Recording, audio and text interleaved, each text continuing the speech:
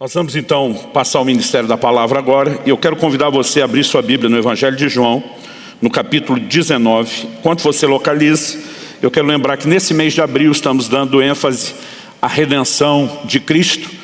No primeiro domingo preguei sobre o propósito da regeneração, quando pedi isso, fomos regenerados para uma viva esperança, para a salvação que há de se manifestar no tempo do fim. E a ideia, a partir da primeira mensagem, foi falar não apenas do que Cristo fez por nós, mas daquilo que nós precisamos fazer por Ele, né? A retribuição de gratidão, o compromisso da nossa parte.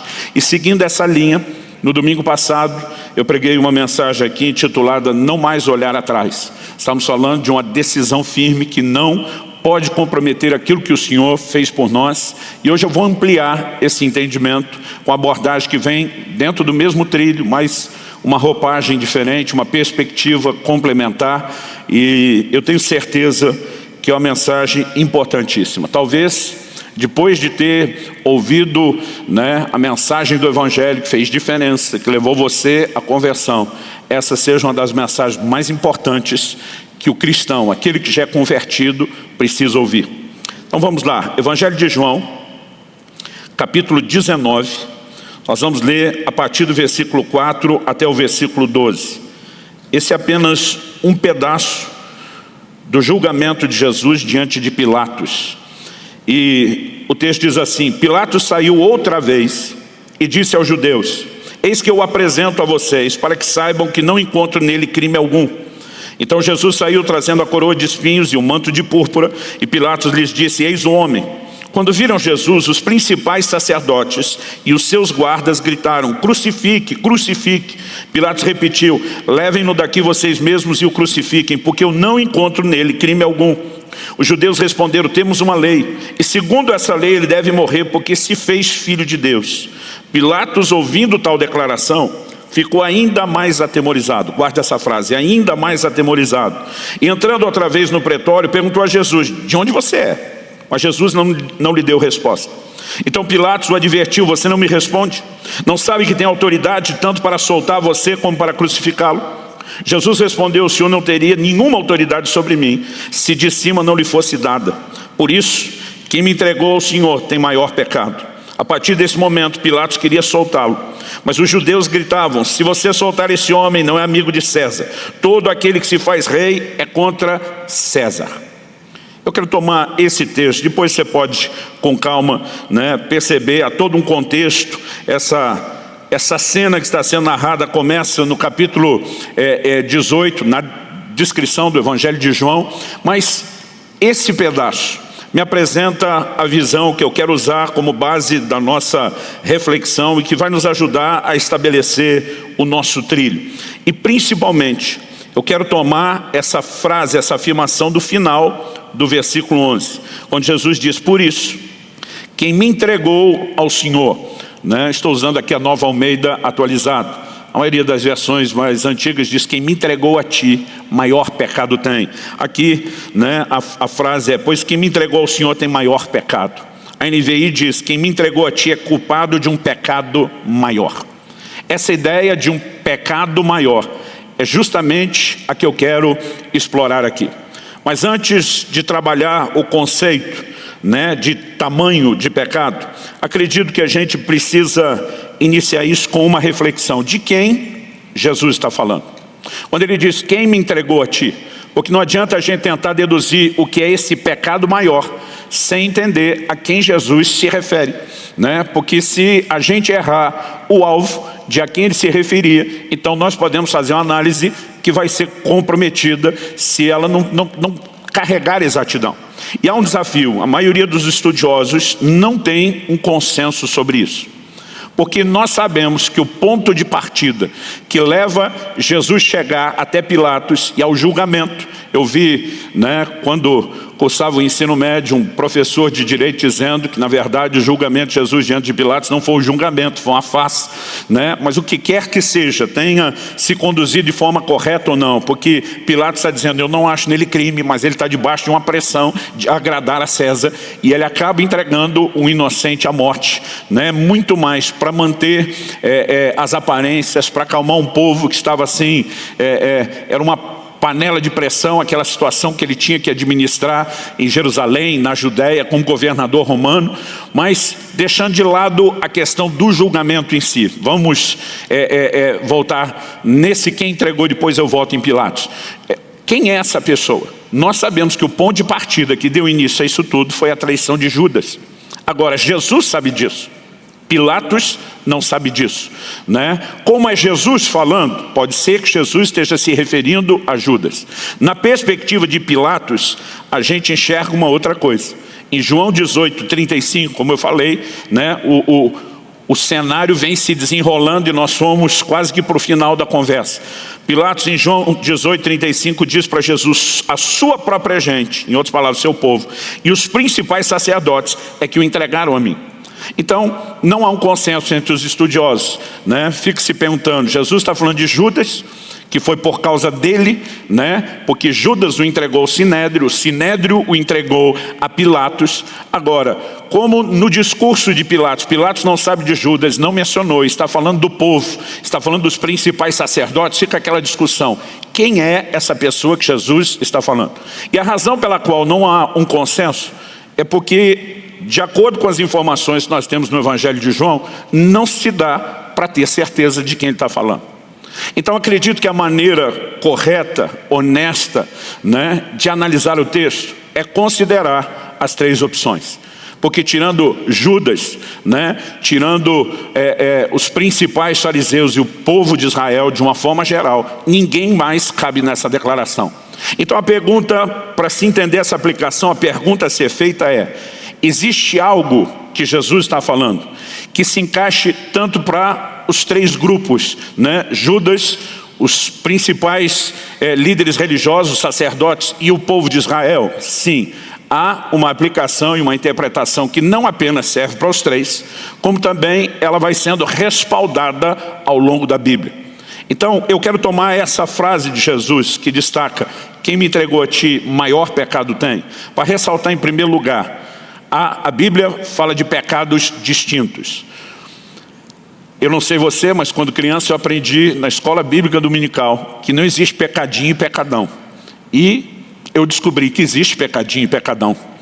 É lógico que quando falamos a respeito de salvação e da necessidade do homem de salvação, isso não faz muita diferença. Quando falamos de pecado, há. E esse vai ser o primeiro ponto que eu vou explorar aqui hoje.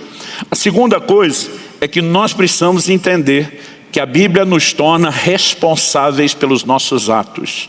Isso também vai ser destacado. E, em terceiro e último lugar, que é a ideia central da mensagem, é entender que é possível recuar em relação à fé e à salvação e aquilo que Deus nos deu. Mas antes de estabelecer esse trilho, nós precisamos olhar para Pilatos. Então vamos voltar novamente a Pilatos. Quando Jesus está dizendo: quem me entregou a ti, maior pecado tem, Jesus está dizendo a Pilatos: você está pecando. Mas quem fez com que eu chegasse às suas mãos e ao seu julgamento tem um pecado maior do que o seu. Depois nós vamos explorar a responsabilidade de Pilatos nisso tudo. Mas agora eu quero pegar a ideia de maior pecado.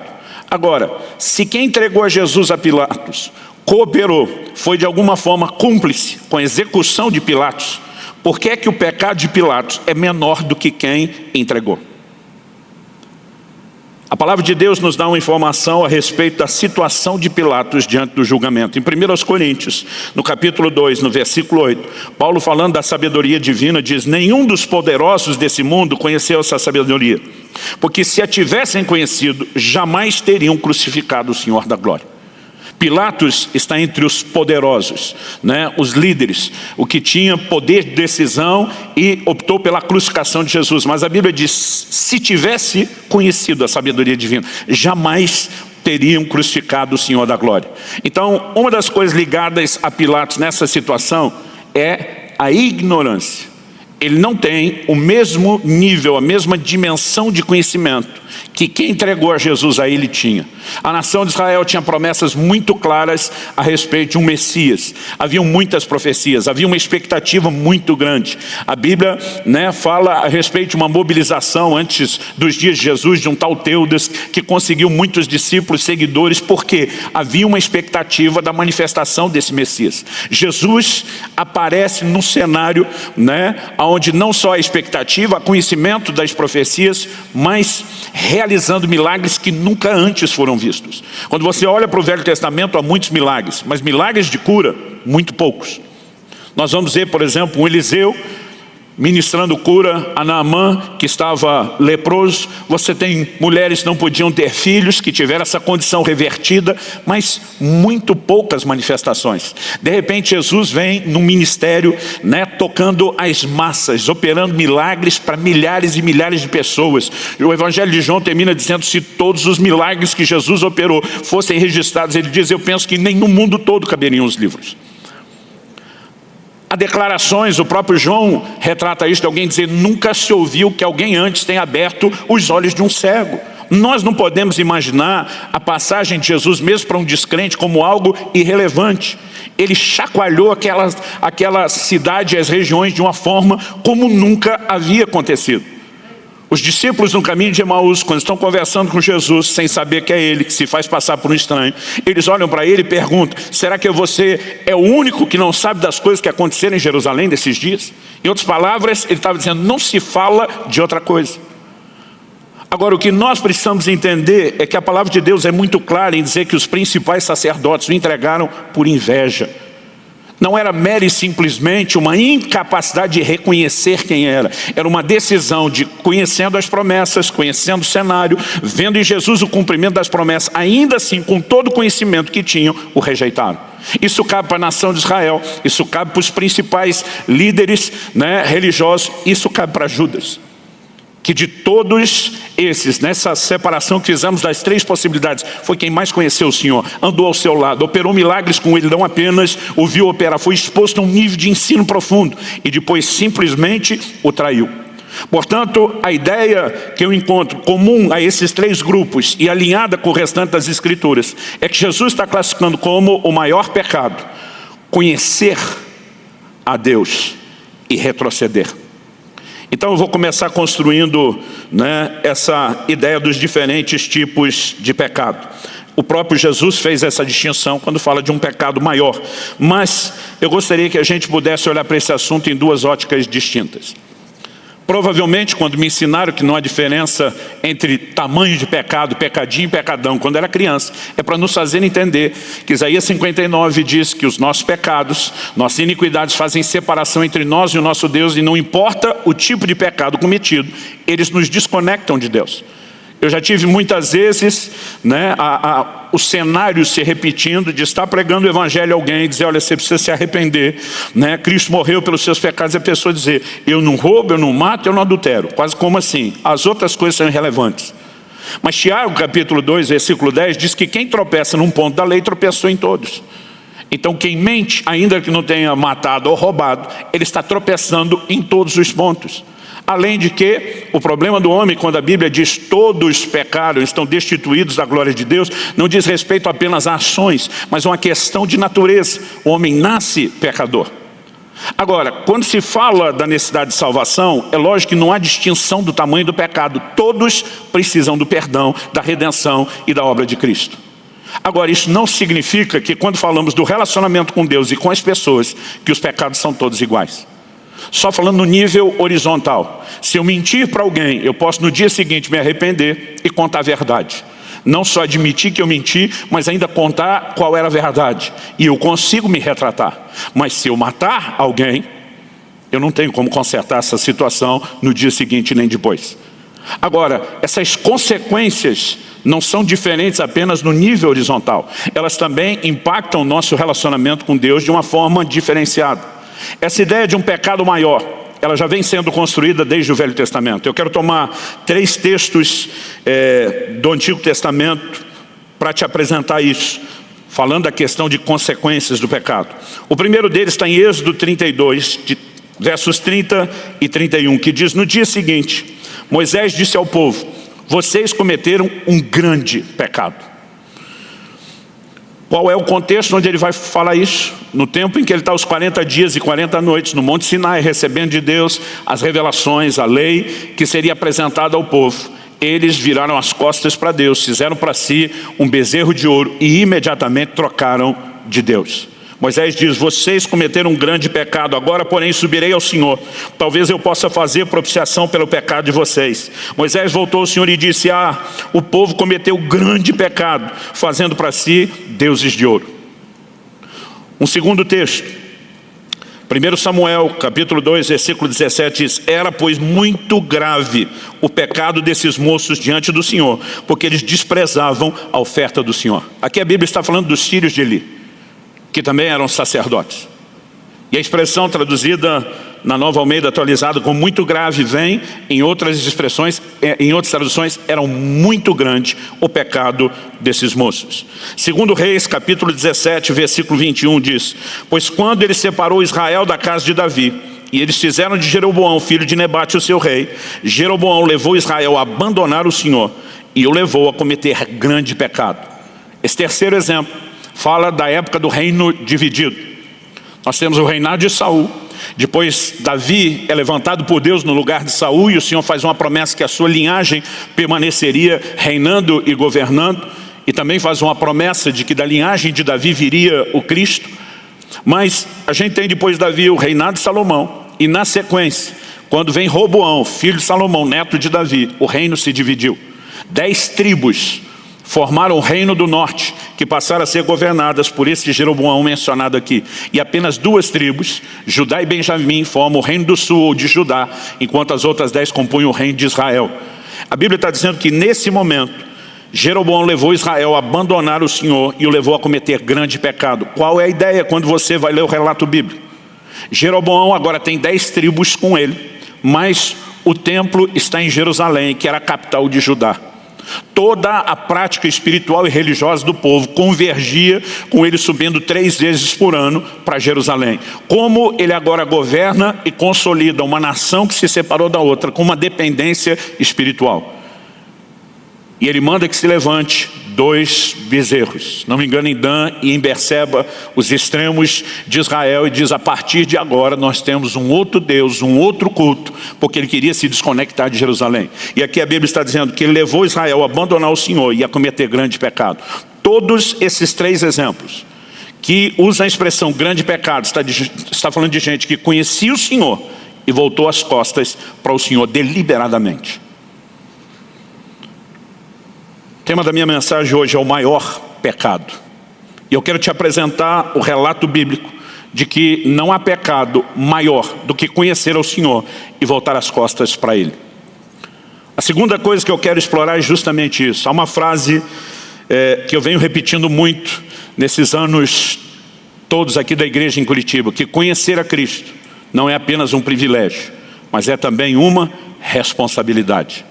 Você pode repetir isso comigo? Diga, conhecer a Cristo não é apenas um privilégio, também é uma responsabilidade. Bom, vamos construir essa ideia aos poucos. Algumas pessoas pregam o evangelho só de privilégio, não têm responsabilidades.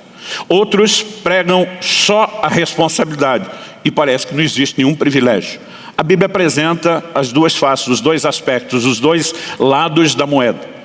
Falar só do privilégio do conhecimento de Cristo sem a responsabilidade é uma mensagem incompleta. Falar só de responsabilidade sem privilégio é igualmente incompleta.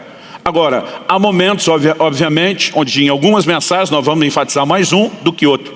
Mas a soma do conteúdo do ensino bíblico precisa cobrir as 2 perspectivas. Quando nós falamos a respeito de Pilatos, nós percebemos que Jesus está responsabilizando Pilatos. Ainda que ele diga, tem gente que tem um pecado maior do que o seu, porque tem o conhecimento que você não tem, Jesus não está dizendo que Pilatos não pecou. Para que o pecado de outro seja maior do que o de Pilatos, a lógica implica que Jesus está dizendo para Pilatos, você pecou ou está pecando. Agora, como entender isso? Nós temos um desafio doutrinário enorme. Eu tenho aprendido, né, pela graça de Deus, a transitar no corpo de Cristo e lidar com irmãos de diferentes denominações, de diferentes vertentes teológicas, e todos nós precisamos saber lidar com diferença. Há uma frase dos Morávios que Wesley citou tanto a ponto de alguns atribuírem a ele. Ele dizia: nas coisas principais nós precisamos ter concordância ou unidade, nas coisas secundárias, tolerância, mas no final ele diz: em tudo o amor, né? Esse era um dos lemas que eles carregavam. E na hora de relacionar com o corpo de Cristo, obviamente há algumas diferenças que se mexem nas questões fundamentais. Por exemplo, se alguém está pregando uma salvação que não é baseada no sacrifício vicário de Cristo, né? Uma salvação que se receba por outro meio, que não seja através da graça mediante a fé, obviamente não há conversa. O apóstolo João disse: se alguém vem ter convosco que não traz a doutrina de Cristo, nem mesmo recebam em casa. Não há conversa. Agora, muitas vezes há assuntos que eles são secundários. Quando Paulo aborda questões, por exemplo, a respeito do que se come, de guardar dias distintos ou não, em Romanos 14, ele fala que um não precisa julgar o outro e que dá para conviver com algumas diferenças, embora ele expresse, inclusive, sua opinião e de que lado ele estava em relação àqueles grupos no conflito. Ele fala a respeito de nós andarmos em amor. Então, muitas vezes, quando nos posicionamos a respeito de alguns detalhes, a ideia não é gerar divisão no corpo de Cristo. Mas nas vertentes teológicas principais, existe um grupo que se denomina monergista. Existe um outro grupo que se denomina sinergista. O segundo, como o nome sugere, a sinergia, está falando de interação do homem com Deus. E todas as mensagens de todo o meu ensino está nesse lado sinergista. Os irmãos que falam, né, da monergia, de uma ação mono, única, só do lado de Deus, né, como se tudo dependesse de um ato unilateral de Deus, discordam daquilo que eu vou falar. E minha ideia não é atacar pessoas. Eu tenho transitado no corpo de Cristo, tenho relacionamentos excelentes com gente que pensa de uma forma diferente, são meus irmãos em Cristo, e mesmo que eu discorde nessa área, eles têm muita outra coisa para me abençoar. Mas eu não vou deixar de me posicionar, assim como eles também não deixam, a respeito de questões como essa. Eu não consigo olhar para o fato, e soberania de Deus, providência divina, são assuntos que a igreja tem que falar mais. Mas o conceito dos monergistas, daqueles que apresentam tudo como só Deus agindo, é mais ou menos o seguinte: Deus já decretou, determinou todas as coisas, e os homens estão apenas executando a sua vontade, conhecendo ou não. Eles acreditam que Deus predestinou alguns para a salvação e outros para a perdição. E eu não posso concordar em absoluto com isso. Até porque a Bíblia diz que Deus deseja que todos se salvem. Se uma hora Ele quer que só alguns se salvem, outra hora Ele quer que todo mundo, já tem bipolaridade. Isso não cabe em Deus. Agora, o que nós muitas vezes não entendemos é a abordagem.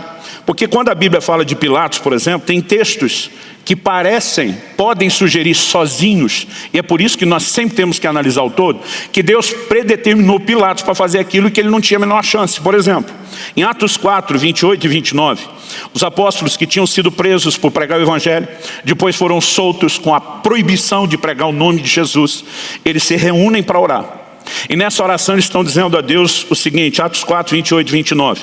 Porque de fato nessa cidade, uma menção a Jerusalém, Herodes e Pôncio Pilatos, com gentios e gente de Israel, se juntaram contra o teu santo servo Jesus, a quem ungiste, para fazerem tudo o que a tua mão e o teu propósito predeterminaram.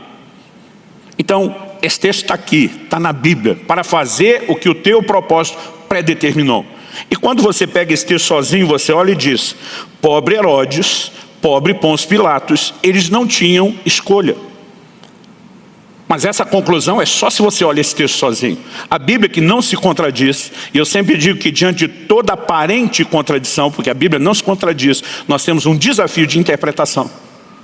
Quando o diabo vai tentar Jesus no deserto e diz, lança a ti mesmo do pináculo do templo, porque está escrito, aos teus anjos dará ordem para que te guarde. Jesus responde, também está escrito, não tentarás ao Senhor teu Deus. O que significa também está escrito? Ele diz, você não constrói uma lógica em cima de um versículo em detrimento de outros. E essa é a maneira que o próprio verbo, a palavra encarnada, nos ensina a respeito de interpretar a Bíblia. Então, se eu olho só para esse texto, diz, Pilatos não tinha a menor chance. Ele tinha que executar um decreto divino eterno que ele desconhecia. Se isso é verdade, por que Jesus está dizendo que ele está pecando? Se ele está cumprindo o mandamento, o decreto eterno de Deus, que vai permitir a salvação de todos, porque que tem que ser adjetivado por Jesus como alguém que está pecando. Não só isso. Mateus nos dá um detalhe que os outros evangelhos não dão dentro do contexto do julgamento. Em Mateus 27, 19, a gente lê o seguinte: estando Pilatos sentado no tribunal, a mulher dele mandou dizer-lhe: não se envolva com esse justo, porque hoje em sonho sofri muito por causa dele. Essa mulher tem um sonho. Ela entende que aquilo é relevante. Ela entende, já declara: ele é um homem justo, eu sofri a noite toda. Não se meta, não se envolva nessa questão. Por que a necessidade de uma advertência divina? Não entre nisso, ele está predeterminado a fazer isso.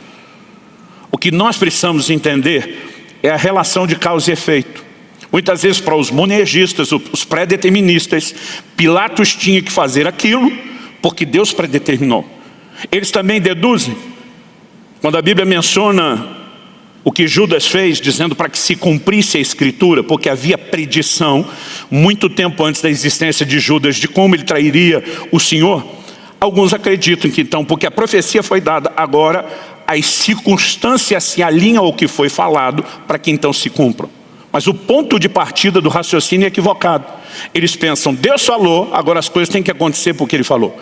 Mas quase sempre que a Bíblia fala de um Deus que fala antecipadamente, ela destaca a sua presciência, a sua capacidade de conhecer antecipadamente todas as coisas. Então, quando se fala de eleição, que é outro assunto de discussão entre monergistas e sinergistas, nós precisamos entender a mesma coisa. 1 de Pedro 1 diz que nós fomos eleitos segundo a presciência de Deus. Então, eleição da parte de Deus não significa que não haja livre-arbítrio. Significa que Deus conhece nossas escolhas antes mesmo de fazermos, antes mesmo de existirmos. E baseado na sua presciência, Ele pode avançar e se mover antecipadamente por escolhas que não foram feitas. Romanos 8, 29 diz a mesma coisa. Aos que dantes conheceu presciência, também os predestinou. A predestinação não é um predeterminismo de Deus sem a participação do homem. Ela é baseada no conhecimento de Deus. Então Deus está olhando para Pilatos e está dizendo: eu vou te dar chance para não fazer a bobagem. Eu vou trazer advertência. Eu vou te dar condições de ter discernimento, que você está pecando no julgamento e você sabe disso. Mas o Deus que é capaz de gerenciar todos os atos, mesmo contra eles, antecipadamente diz: já que vão tratar meu filho assim, eu vou me utilizar disso para que ele morra em favor de todos os homens. Dá para entender a diferença? Então, nós precisamos olhar mesmo para Pilatos e entender que a Bíblia o responsabiliza. Ainda que trate do pecado dele como menor do que os outros por falta de conhecimento. E alguns meses atrás aqui eu preguei uma mensagem intitulada Pesados na Balança. E nós mostramos que uma dos aferidores de Deus na hora de nos pesar na balança é o nível de conhecimento. E um texto que citei aqui na ocasião foi Lucas 12, 47 e 48, que diz o seguinte: aquele servo que conheceu a vontade de seu senhor e não se aprontou, nem fez segundo a sua vontade, será punido com muitos açoites. Aquele, porém, que não soube a vontade do seu senhor e fez coisas dignas de reprovação, levará poucos açoites. A gente pega o exemplo que Jesus está dando desses dois servos aqui, é o próprio Jesus falando. E nós temos similaridades e distinções. Similaridades: nenhum deles fez a vontade de Deus e ambos foram açoitados. Distinções: um recebeu mais açoites do que o outro. Por quê? Porque um se rebelou tendo conhecimento e o outro agiu de forma errada por não ter conhecimento. Ainda será açoitado por não ter buscado o conhecimento. Mas aqui nós não temos uma deliberada atitude de rebelião. Então um será punido porque não buscou o conhecimento disponível. O outro será punido mais porque deliberadamente afrontou aquilo que já conhecia. E aí Jesus conclui a lógica dizendo: aquele a quem muito foi dado, o que envolve conhecimento, muito lhe será exigido. E aquele a quem muito se confia, muito mais lhe pedirão. Isso significa que culto após culto, reunião após reunião, onde estamos ministrando a palavra, nós estamos aumentando o peso de responsabilidade sobre sua vida. Outro dia um irmão falou: não venho mais. Falei: pode ser punido pela ignorância, né? Aí ele falou: mas vou ser menos punido. Eu falei: se você insistir em não fazer a vontade do Senhor, se tiver conhecimento e fizer a vontade do Senhor, não só não será punido, como vai ter galardão. Eu falei: o que te parece mais interessante? Quando eu olho para as Escrituras, eu percebo um claro ensino, vou desenvolver essa ideia em terceiro e último lugar daqui a pouco. É a ideia de que retroceder, depois de conhecer o Senhor, nos leva à condenação. Hebreus capítulo 10, do versículo 35 ao 39, diz assim: portanto, não percam a confiança de vocês, porque ela tem grande recompensa. Vocês precisam perseverar para que, havendo feito a vontade de Deus, alcance a promessa. Porque ainda dentro de pouco tempo, aquele que vem virá e não irá demorar. Mas o meu justo viverá pela fé. E se retroceder, dele a minha alma não se agrada. Nós, porém, não somos dos que retrocedem para a perdição, mas somos da fé para a preservação da alma. O que é que a palavra de Deus está dizendo? Que eu e você não podemos perder a confiança, a nossa fé. Quase sempre que eu entro no assunto de perda de salvação, isso gera desconforto para alguns grupos que creem e pregam o contrário. E outro dia alguém me falou: não gosto quando você fala de perda de salvação. Eu falei: então vamos mudar o nome, perda da fé. Porque eu falei, o ponto é esse. Ah, mas eu fui salvo pela fé, mediante a graça. É verdade, você entra pela fé. E o que eu vou mostrar daqui a pouco, terceiro e último lugar, é que você precisa da mesma fé para permanecer dentro daquela salvação que você entrou pela fé. Você não pode achar que fé é requisito apenas para entrar e que depois que entrou está garantido, você joga ela fora. A Bíblia está dizendo: não perca a confiança de vocês. Ela tem grande recompensa. Alguns dizem: não, essa é confiança sobre trabalho. A recompensa aqui é galardão, não é salvação. Olha o final e a conclusão dos versículos que nós lemos. Ele fala de gente que retrocede para a perdição e outros que pela fé determinam a conservação da alma. 1 de Pedro 1 fala a respeito do objetivo final da nossa fé, que é a salvação da alma. É para isso que estamos crendo. Então, pela fé, nós preservamos a nossa alma, a salvação da alma. Mas os que retrocedem voltam à perdição.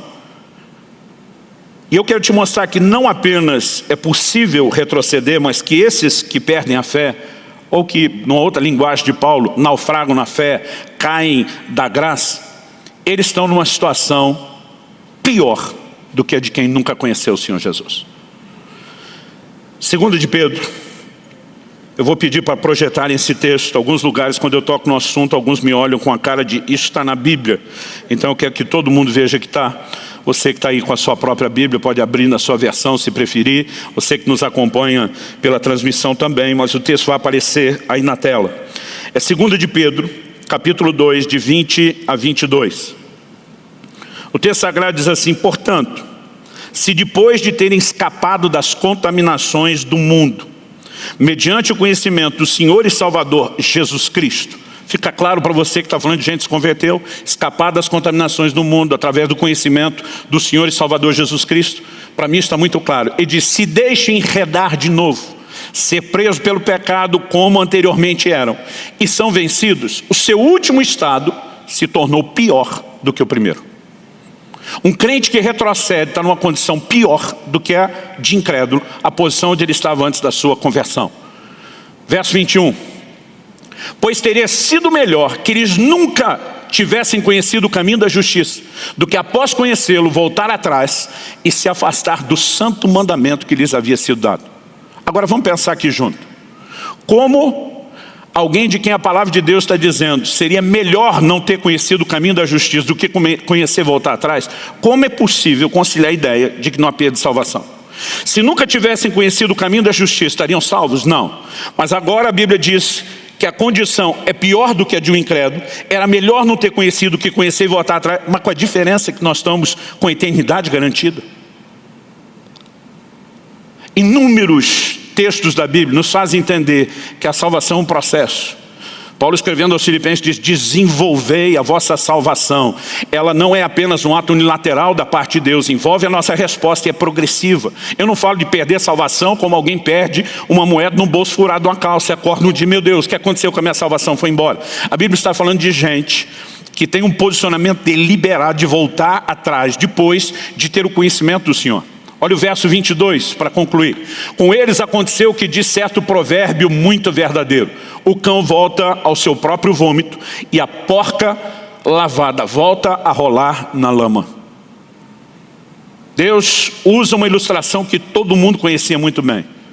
de 2 animais voltando a sujeira de onde foram tirados. Esse é o retrato de alguém que se converteu e que se desvia. Agora, o que nós precisamos entender é que o que Jesus está declarando sobre um pecado maior está alinhado com todas as declarações do Antigo Testamento, de que voltar as costas para Deus é sempre chamado de um grande pecado. Está alinhado com o que o Novo Testamento ensina, de que depois de conhecê-lo, voltar atrás é um pecado pior do que o de não conhecê-lo. Isso precisa trazer ao meu e ao seu coração temor, no sentido de que a gente não banalize o compromisso. Bom, já que entramos no assunto, vamos concluir em terceiro e último lugar o que a Bíblia ensina sobre não comprometer o que nós recebemos de Deus, a salvação. Nós falamos antes do texto de Hebreus 10 sobre não perder a confiança. Outro dia alguém falou, não, pastor, eu não consigo entender como o senhor prega uma salvação, que é pela fé, não é pelo mérito. É uma manifestação da graça mediante a fé, e depois a gente perde isso pelo comportamento. Eu falei, não olhe o comportamento. Olhe o comportamento como uma extensão da sua fé ou da sua falta de fé. Eu falei, deixa eu te dar um exemplo. Quando Jesus conversa com Pedro, lá em João 21, e pergunta para ele por 3 vezes, Pedro, você me ama? E Pedro responde que sim. O Senhor nas 3 vezes diz, apacenta as minhas ovelhas. O que é que Jesus está dizendo? Que o requisito básico para entrar no ministério e cuidar daqueles por quem Cristo se doou é que nós o amemos. Então, Pedro, você me ama? Amo. Certeza você me ama? Sim. Certeza mesmo, Pedro? Sim. Então você está dentro, tem o requisito. Agora, significa que se tivesse o requisito para entrar, depois não importa o que você faz, não vai mais sair? Não. Em Apocalipse 2, falando com o anjo, o mensageiro, o líder, o pastor da igreja de Éfeso, Deus diz, eu tenho contra você que você perdeu, abandonou o primeiro amor. E aí o Senhor vai dizer, se você não se arrepender, eu tiro de você o candeeiro, a igreja que eu lhe confiei. Ou seja, se para entrar tinha que ter amor, agora que está dentro, você acha que pode jogar o amor fora, que é requisito? Ele disse, se você não restaurar isso, eu pego de volta o ministério que eu te confiei. A mesma coisa quando a Bíblia fala das qualificações do ministro.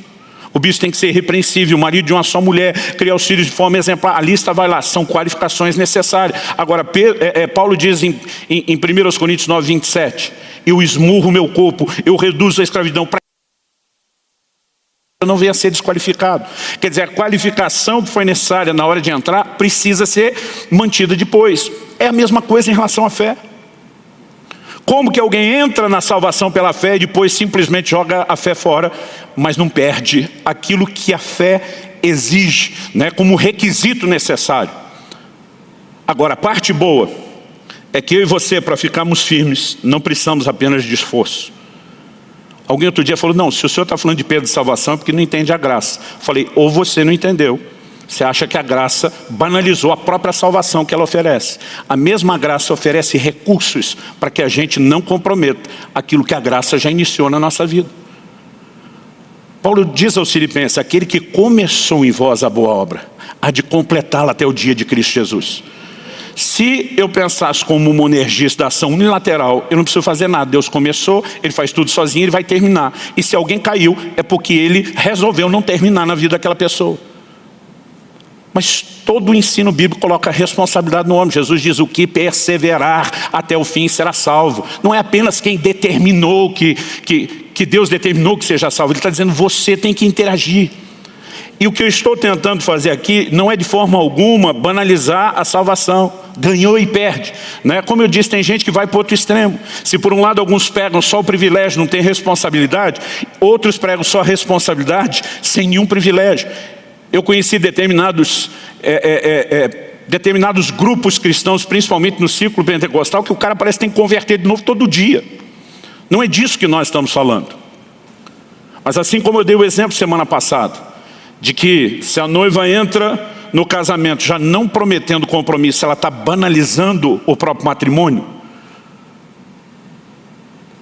Eu acredito que não podemos pensar de forma diferente em relação à salvação. Estou casado com Kelly há 25 anos, eu nem esperei o dia do casamento para fazer um voto de fidelidade. Porque se eu banalizar isso, eu estou banalizando a instituição criada por Deus. E quem tenta defender o crente viver de uma forma descompromissada, ele é que está banalizando a salvação. Quando Deus diz no Apocalipse, guarda o que tens para que ninguém tome o que é teu, Deus está pedindo que eu e você valorizemos e não que a gente banalize a salvação. É justamente entender a sua importância que permite que eu e você não viremos as costas em nenhum momento. Então Paulo vai dizer em 2 Timóteo capítulo 4, versículo 7, eu combati o bom combate, eu encerrei a carreira, eu guardei a fé. Se a fé não pode se perder, porque Paulo está se orgulhando de ter guardado. Por que o livro de Hebreus diz, não percam a confiança de vocês? Na parábola do semeador, Jesus fala de 4 tipos de solo. Só o primeiro. A palavra de Deus não entrou, não foi entendida e não produziu nenhum tipo de fruto. Nos outros 3, a palavra é recebida. Mas dos outros 3, os 2 primeiros, experimentam uma ação inicial, mas em algum momento ao longo do caminho, abortaram a ação da própria palavra de Deus. Todo o ensino bíblico converge em algo. Aquilo que Deus começou, se não tiver interação do homem, interação não é nosso esforço e dedicação apenas, é inclusive utilizar os recursos que Ele disponibiliza. Isso pode ser abortado. Olha o que diz Hebreus 3, de 12 a 14. Tenham cuidado, irmãos, para que nenhum de vocês tenha um coração mau e descrente. Ele está falando com os irmãos na fé. Ele diz que o leve a se afastar do Deus vivo. Está falando de gente que já se aproximou de Deus, mas que corre o risco de se afastar. Pelo contrário, animem uns aos outros todos os dias durante o tempo que se chama hoje, a fim de que nenhum de vocês seja endurecido pelo engano do pecado. Porque temos nos tornado participantes de Cristo. Agora, observe isso. Olha o condicional. Temos nos tornado, está falando de gente convertida. Se de fato guardamos firme até o fim a confiança que desde o princípio tivemos. E se não guardamos, então o condicional diz que você deixa de participar de Cristo. Eu não vejo nenhuma necessidade de uma interpretação profunda, elaborada, porque o texto é claro. 1 Coríntios capítulo 15, se puder projetar isso também, versos 1 e 2. A Bíblia mostra que uma fé que não retém a palavra recebida, ela é vã. Olha o que Paulo diz, irmãos, venho lembrar-lhes o evangelho que anunciei a vocês, o qual vocês receberam e no qual continuam firmes. Não temos dúvida da conversão, receberam o evangelho, estão firmes. Ele diz, por meio dele, esse evangelho que vocês receberam no qual estão firmes, vocês também são salvos. Se retiverem a palavra assim, tal como a preguei a vocês, a menos que tenham crido em vão. Ele está dizendo porque os que não retêm a palavra estão crendo em vão, estão enganando-se a si mesmos. Aliás, é o que Tiago diz, quem é ouvinte da palavra, não é praticante, está se enganando. Acha que está no time de Deus e vai ter uma grande surpresa no final. Quando eu olho para as Escrituras, eu percebo que nós temos uma responsabilidade e que a Bíblia mostra as consequências se nós nos eximirmos dessa responsabilidade. Hebreus 12, 16 e 17, toma Esaú como exemplo e diz, e cuidem para que não haja nenhum impuro ou profano como foi Esaú, o qual por um prato de comida vendeu o seu direito de primogenitura. Vocês sabem que posteriormente, querendo herdar a bênção, foi rejeitado, pois não achou lugar de arrependimento, embora com lágrimas o tivesse buscado. Qual o exemplo que o Novo Testamento está trazendo aqui? Que nenhum de vocês seja como Esaú, que vendeu o direito de primogenitura. Hoje em dia, nós não temos direito de primogenitura literal para se preocupar. Agora, o que é que Esaú rejeitou? O propósito de Deus. Quando Deus faz uma aliança com Abraão e diz, em ti serão benditas todas as famílias da terra, Paulo classifica isso falando aos Gálatas que Deus pré-anunciou o evangelho a Abraão, já estava falando da inclusão dos gentios antes mesmo deles entenderem a aliança que Deus firmaria com o seu povo e a sua geração. Quando essa aliança é renovada, transmitida a Isaac, o que Deus está comunicando não é uma bênção qualquer, é o propósito que ele tem para realizar na terra. Quando chegaria o momento de Isaac comunicar isso, Esaú, apesar de serem gêmeos, havia nascido primeiro, tinha o direito daquilo. Mas por um prato de comida, por um prazer temporário, momentâneo, ele joga fora todo o propósito de Deus. Quando Deus usa isso como exemplo, está dizendo que eu e você não podemos, diante de prazeres momentâneos, ilusórios do pecado, jogar fora a nossa herança. Qual é a nossa herança? Ele está falando que alguém pode vender a sua herança em Deus.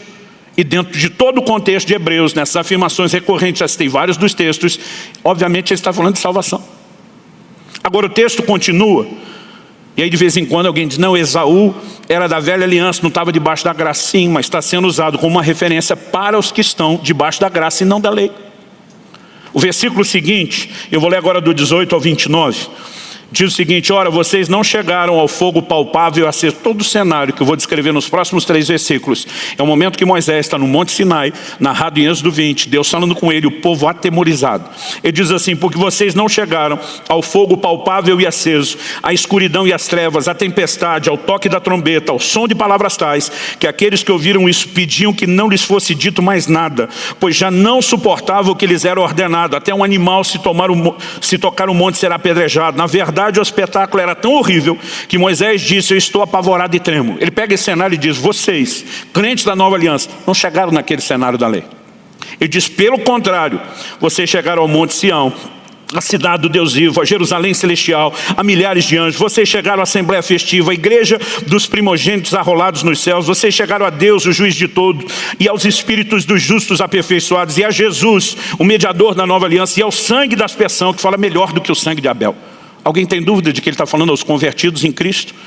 E gente da nova aliança? Não. Mas ele diz assim: tenham cuidado e não se recusem a ouvir aquele que fala. Pois se os que recusaram ouvir quem divinamente os advertia da terra, velha aliança, lei, não escaparam, muito menos escaparemos nós se nos desviarmos daquele que dos céus nos adverte. Naquele tempo, a lei, a voz dele abalou a terra, mas agora, nova aliança, ele promete dizendo: mais uma vez eu farei tremer não só a terra, mas também o céu. Ora, as palavras mais uma vez significam a remoção dessas coisas abaladas, ou seja, das coisas criadas, para que permaneçam as coisas que não podem ser abaladas. Por isso, recebendo nós um reino inabalável, retenhamos a graça. Porque a graça tem que ser retida, porque ela pode ser comprometida. Retenhamos a graça, pela qual sirvamos a Deus de modo agradável, com reverência e temor. Porque o nosso Deus é fogo consumidor. Ele não era no Velho Testamento, ele é. Toda a ideia bíblica é apresentada não só de forma que alguém pode comprometer sua salvação até o ponto de não ter retorno. Isso é exceção, não é o caso de todo desviado. Hebreus 6 fala de pessoas que chegaram a um ponto onde é impossível renová-los para arrependimento. Isso significa que já tinham se arrependido. O texto ainda vai dizer que eles foram iluminados, receberam o dom celestial, se tornaram participantes do Espírito Santo, que ninguém pode ser sem novo nascimento, provaram a boa palavra de Deus, os poderes do mundo vindouro, e não apenas caíram, mas caíram a ponto de não poder ser restaurados. Olha o que Hebreus 10 nos diz, versículos 26 a 31.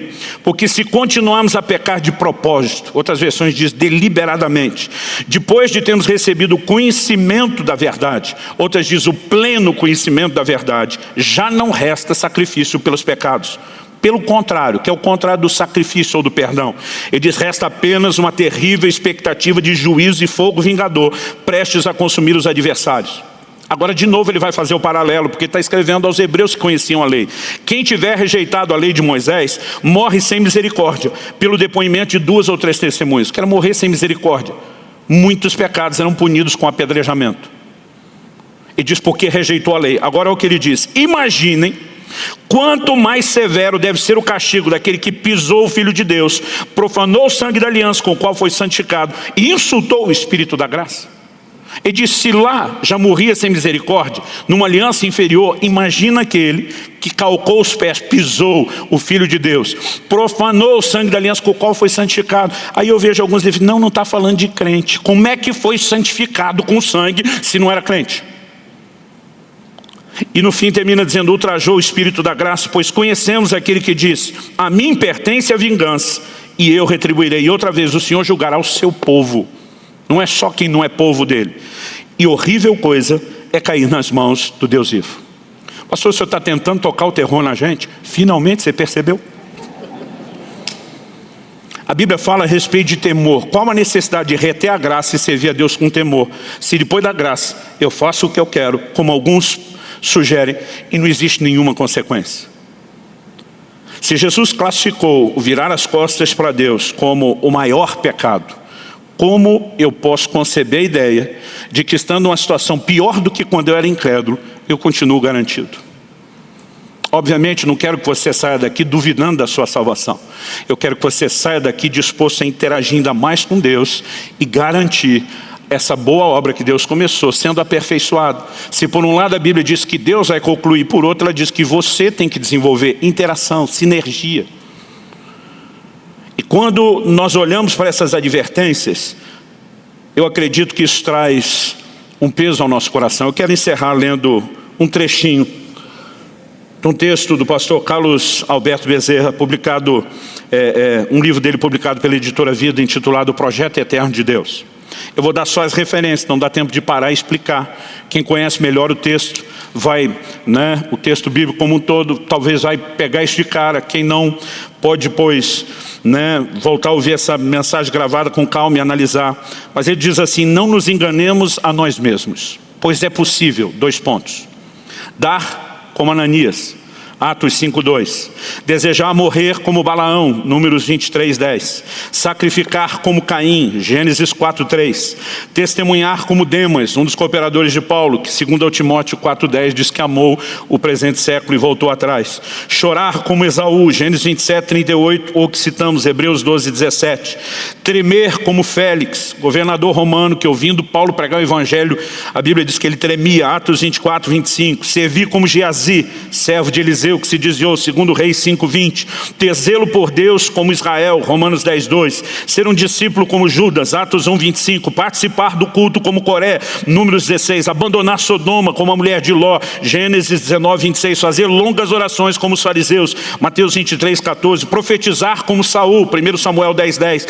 Ter numerosos discípulos como Teudas, Atos 5:36. Ter lâmpadas como as virgens, Mateus 25, de 1 a 13. Estar próximo do reino de Deus como o jovem rico, Mateus 19, de 16 a 22, profetizar, expulsar demônios, fazer milagres em nome de Jesus, Mateus 7, 22, 23, e mesmo assim está perdido. Quero que você se coloque em pé. Não estou dizendo em absoluto que uma pessoa que se desviou, fechou a porta para si. A Bíblia fala de alguns que desviaram de tal forma a ponto de não ter retorno. Isso não significa que o desviado não tenha possibilidade de restauração. Tiago 5, 19 e 20 diz: meus irmãos, se alguém de entre vocês, da família da fé, se desviar da verdade, é daqui que sai o termo e o adjetivo desviado, se desviar da verdade, e alguém o converter, porque o desviado precisa de conversão tanto quanto o ímpio está afastado de Deus. Saibam que aquele que converte o pecador do seu caminho errado salvará da morte a alma dele e cobrirá uma multidão de pecados. O propósito da minha mensagem hoje, se por um lado é fortalecer os crentes para não comprometerem a salvação, tem também um outro propósito. É chamar os desviados ao entendimento do quão grande pecado é voltar as costas para Deus depois de conhecê-lo, mas saber que há lugar de arrependimento e de restauração. Pastor, eu voltei atrás, o que eu faço? Volte atrás de novo. Porque voltar atrás, depois de ter voltado atrás, é ir para frente como você estava indo. C.S. Lewis diz: se você está no caminho errado, voltar atrás significa progresso. E a gente pode aplicar isso ao desviado. Pastor, eu voltei atrás, e aí, por causa disso você vai se distanciar cada vez mais. Você pode voltar atrás de novo, que é pegar o caminho do qual nunca deveria ter se apartado. Alguns às vezes caem no engano de Satanás: não, eu já cometi o pecado imperdoável. Eu falei sim, com pecado imperdoável, tendo Deus como inimigo, você estaria aqui buscando restauração? É lógico que não.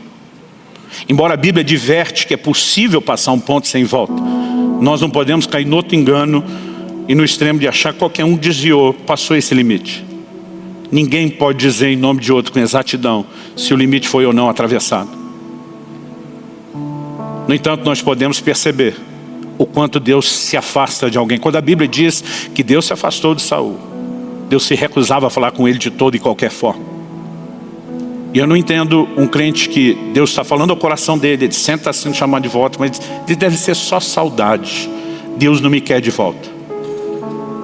E eu pergunto para alguns, depois de ter o coração endurecido pelo pecado, como é que você conseguiu sentir saudade? Normalmente a gente faz um convite, um apelo, um convite à salvação aqui, primeiro a quem nunca se decidiu por Cristo, e a gente sempre bota no bolo: você que desviou, pode vir junto. Hoje eu vou fazer o contrário. O meu apelo é primeiro a quem se afastou. E deixa eu dizer algo: desviado não é apenas alguém que deixou de estar nos cultos. É alguém que tem, depois do conhecimento de Deus, voltado para o pecado, independente se você frequenta ou não a igreja. Aliás, ninguém desvia da noite para o dia. Eu vi uma frase uma vez, fez muito sentido. A pessoa diz: o homem de Deus, a mulher de Deus não cai, ele vai caindo, a queda é um processo. A Bíblia fala do coração endurecendo pelo engano do pecado. E muitas vezes as pessoas não estão chegando o processo que já começou e para onde isso vai levá-los. É por isso que ninguém pode caminhar sozinho. Meus pais me ensinaram desde criança, a brasa fora do braseiro, ela se apaga, não ande sozinho. Porque o propósito de estarmos juntos não é apenas estimularmos uns aos outros ao amor e às boas obras, mas é também exortarmos uns aos outros para que o engano do pecado não entre nas nossas vidas.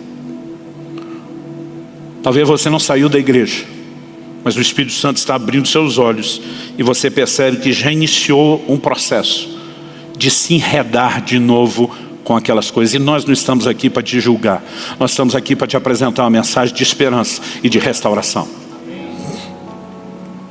E eu quero encorajar você a um posicionamento. Talvez você diga: pastor, não me desviei, não abandonei, mas sinto que já estou entrando naquele terreno que dá para classificar e adjetivizar de estou na corda bamba. Cai, não cai. Você pode mudar isso. Enquanto eu gostaria que todos os que me ouvem aqui no culto presencial ou pela transmissão aproveitassem esse momento para orar e reafirmar o seu compromisso com Deus. Ter um posicionamento e dizer: Senhor, em momento algum eu quero banalizar a salvação e deixar de cooperar com o Senhor. Buscar os recursos da graça. O mesmo Jesus que diz para aquela mulher pega em flagrante adultério: eu não te condeno, também diz: vai e não peques mais. A graça não remove só a condenação do pecado que nós já cometemos, ela nos empodera para não pecar. Quando Judas diz que Deus é poderoso para nos guardar de tropeçar, não coloca a responsabilidade só em Deus, mas mostra que Ele tem recursos que eu e você podemos usar. É por isso que Jesus nos ensinou a orar todos os dias: não nos deixe cair em tentação, livra-nos do mal. E que nesse momento você possa não só reafirmar seu compromisso, mas buscar graça e os recursos para permanecer firme, o que sozinho e no seu esforço você não vai conseguir. Mas enquanto você faz isso, eu quero estender um convite àqueles que se reconhecem: eu tenho me afastado, eu preciso de uma reconciliação. E para aqueles que estão aqui, eu me acompanho. Se você ainda não decidiu, nunca entregou sua vida a Cristo, e sente Deus chamando e quer tomar essa decisão, eu quero que você faça isso. Como diz o ditado antigo, usado principalmente pelos nordestinos: sabendo onde é que você está amarrando seu jegue. Jesus diz: vai construir uma torre, senta primeiro, calcula quanto custa, vê se você dá conta, porque senão é melhor você nem começar a me seguir, se não quiser manter o compromisso, o entendimento que isso envolve. E sabendo que depois de vir a Cristo deixá-lo é pior do que nem vir, que você possa tomar uma decisão dizendo: eu não só vou empenhar o melhor de mim, mas eu vou usar o melhor dos recursos divinos para nunca voltar as costas ao Senhor. Enquanto os demais oram, normalmente a gente pergunta: quem quer decidir Jesus ou reconciliar? Levanta a mão. Depois disso, a gente encoraja a pessoa a vir à frente. Hoje eu vou pular toda essa parte. Se você sabe que precisa de uma reconciliação com Deus, ou quer entregar sua vida a Cristo, eu quero que agora mesmo você saia do seu lugar e venha aqui para frente. Nós vamos orar juntos. Pastor, vai fazer isso em público? Sim, mas é importante que você saiba que essa audiência não está julgando você, eles estão torcendo por você, eles estão orando em seu favor. É algo que nós esperamos um momento de celebrar. A nossa salvação, a eternidade da nossa alma é algo muito sério para que a gente brinque com isso. E se você entende que o amor de Deus está sendo derramado no seu coração, Ele está te oferecendo uma nova chance e quer recomeço, vem para cá, agora mesmo. Não precisa esperar mais nada, sai do seu lugar e vem para cá. Vou pedir que vocês vão chegando bem à frente, mas mantendo o distanciamento. Chegue. O livro de Hebreus diz: se ouvides a sua voz, falando da voz de Deus, não endureça o coração. Isso nos mostra duas coisas. Primeiro, Deus fala no coração. Deus falar com você não quer dizer que você necessariamente vai ouvir uma voz, mas você está sendo puxado, você sente atraído por Deus. Talvez sua cabeça esteja aí argumentando: a coisa não está tão ruim, mas seu coração está te apertando. Vai lá, você precisa disso. Esquece o que sua cabeça está argumentando e atenda o seu coração. Segunda coisa é que nós podemos resistir Estevão, na sua pregação em Atos 7, fala à nação de Israel: vocês sempre resistem o Espírito Santo. Deus não vai atropelar a sua vontade, mas Ele vai insistir no chamado. Às vezes a gente está aqui preocupado com o tempo, querendo terminar o culto, e eu sinto o Espírito Santo dizendo: insista, tem mais gente precisando, insista. E eu quero estender a oportunidade.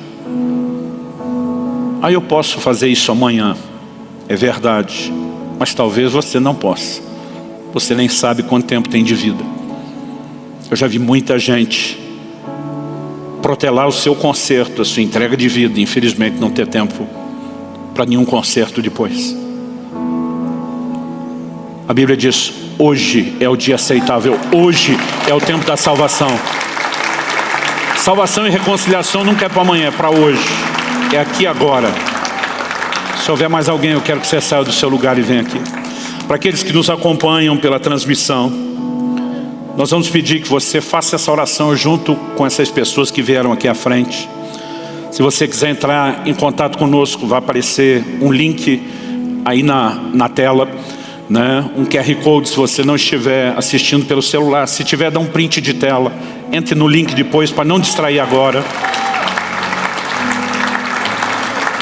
Mas eu quero que aonde estiver, a sua transmissão já foi, estou assistindo a gravação. Ore nesse momento em que você está assistindo. Para vocês que vieram à frente, para você que vai orar à distância, eu quero lembrar que a Bíblia diz que nós temos que crer no coração e confessar com a boca. A fé tem que ser verbalizada. E é por isso que eu vou pedir a vocês que vieram à frente fazer uma oração em voz alta. Pastor, eu já sei como funciona. Eu já fiz isso antes, eu posso fazer eu mesmo. Você fica à vontade, se preferir, fazer do seu jeito. Mas em se tratando principalmente dos novos, a maioria diz: eu não sei como fazer isso, me ajude. Então o que eu vou pedir é que você repita a oração, frase após frase, depois de mim. Se depois de me ouvir, você entender que de forma sincera, com fé, honesta, você pode declarar isso como fosse de si mesmo e não só uma repetição. Então diga comigo, vocês que vieram à frente: Senhor Jesus, eu reconheço minha condição de pecador e que eu preciso do Senhor, o Salvador. Pela fé, eu me aproprio da tua salvação. Eu me arrependo dos meus pecados, de tudo aquilo que me afastou do Senhor. E eu invoco o teu nome, Jesus, a salvação que há no teu nome. Eu clamo não apenas o perdão, mas eu clamo por uma vida de sujeição ao Senhor. Eu entrego nas tuas mãos o controle da minha vida. E a partir de hoje, eu declaro que há um recomeço. Eu me aproprio da graça de Deus e da salvação plena que é em Cristo Jesus. Em nome de Jesus.